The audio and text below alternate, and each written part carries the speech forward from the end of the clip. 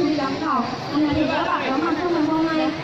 Mình là thí sinh thi đầu tiên nên là mình hơi buồn rầu ạ. Nên các bạn hãy cùng có thể tìm theo mình và theo tất cả các thí sinh trong cuộc thi ngày hôm nay ạ.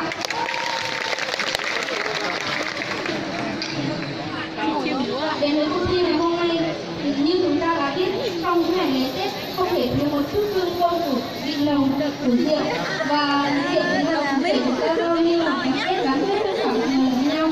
Và sau đây em xin thể hiện phần thi tài năng của mình với bài múa men rượu. Xin mời quý vị cùng thưởng thức.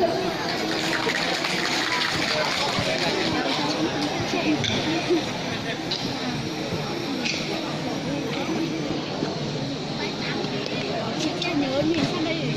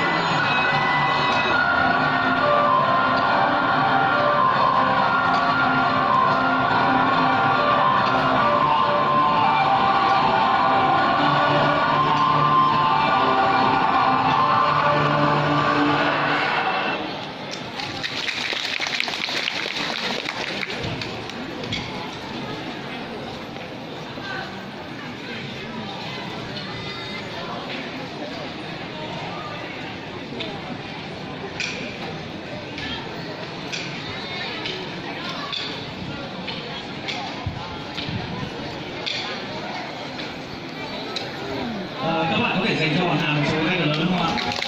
Có lẽ bạn là thi đầu tiên nên là một chút hồi hộp. Mong sao rằng là cái cuộc đời của bạn đã thể sự là thành công nhất rồi ạ.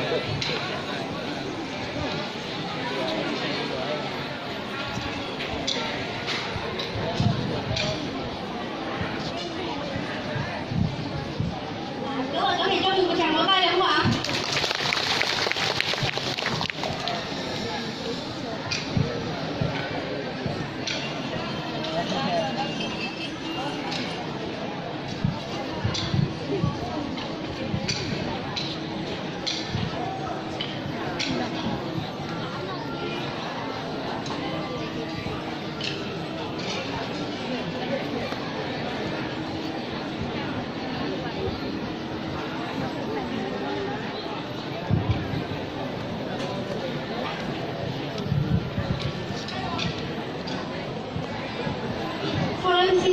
của mình ạ.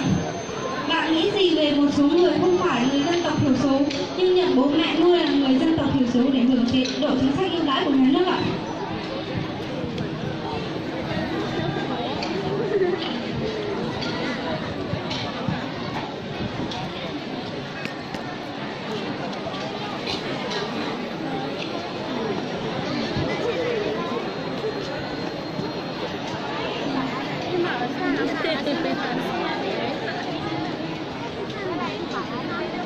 Đây kìa, chụp ảnh cứ đi.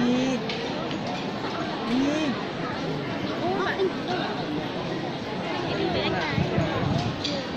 Kính thưa quý giám khảo cùng toàn thể các bạn, sau em xin trả lời phần thi ứng xử của mình ạ. Như chúng ta đã biết, hiện nay Đảng và Nhà nước đang có rất nhiều chính sách, nhiều chế độ ưu đãi cho các bạn ở vùng sâu, vùng xa, vùng dân tộc thiểu số. Và lạm dụng những chính sách đó thì có nhiều bạn đã nhận bố mẹ khác là bố mẹ nuôi để cho mình được hưởng những chính sách chế độ đó. Theo em đó là việc không nên làm ạ. Và việc mình làm như vậy thì sẽ có nhiều các bạn khác còn khó khăn hơn mình vì mình không nằm trong cái chính sách vậy. Chính sách đấy thì mình nên không nên làm vậy. Nếu làm vậy thì một số bạn khác có thể mất chế độ chính sách và các bạn có thể khó khăn hơn. Và mình cũng khó khăn nhưng mà mình có thể đỡ hơn các bạn một chút thì mình không nên làm như vậy ạ.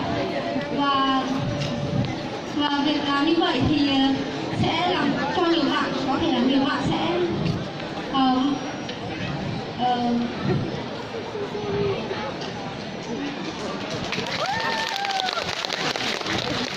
việc làm như vậy thì sẽ không đúng so với quy định của nhà nước ạ. Em xin kết thúc phần thi ứng xử của mình ạ. Xin cảm ơn bạn rất nhiều và bạn có thể nói lại cho tôi một chút được không? Người rất mong ban giám khảo có thể có một số lời nhận xét hoặc là đánh giá gì về phần thi năng khiếu của bạn đầu tiên được không ạ?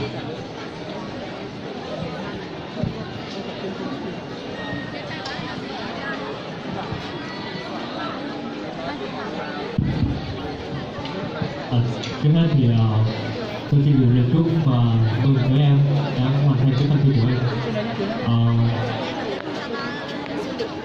Anh nghe được cái phần thi của em, cái phần giải thi của em và cái quan điểm riêng của em, nhưng mà anh muốn giả sử cái câu chuyện là tại vì hiện tại nhất là ở một số xã khó khăn thì người chiếm tới 70%. Giả sử có những cái xã như vậy và người vùng chiếm tới 30%, trong khi đó thì người vùng lại có điều kiện kinh tế hơn là các dân tộc khác thì hơn dân tộc Cư, thì như vậy thì có nên không? Có nên là chấp nhận cái việc đó không? Giả sử là ở đó người vùng 30%, người kia chiếm tới 70%, nhưng mà người kia lại tức là về điều kiện kinh tế người ta không bằng người vùng, thì khi đó thì cái chế độ này, cái chính sách này có chấp nhận không và có nên không?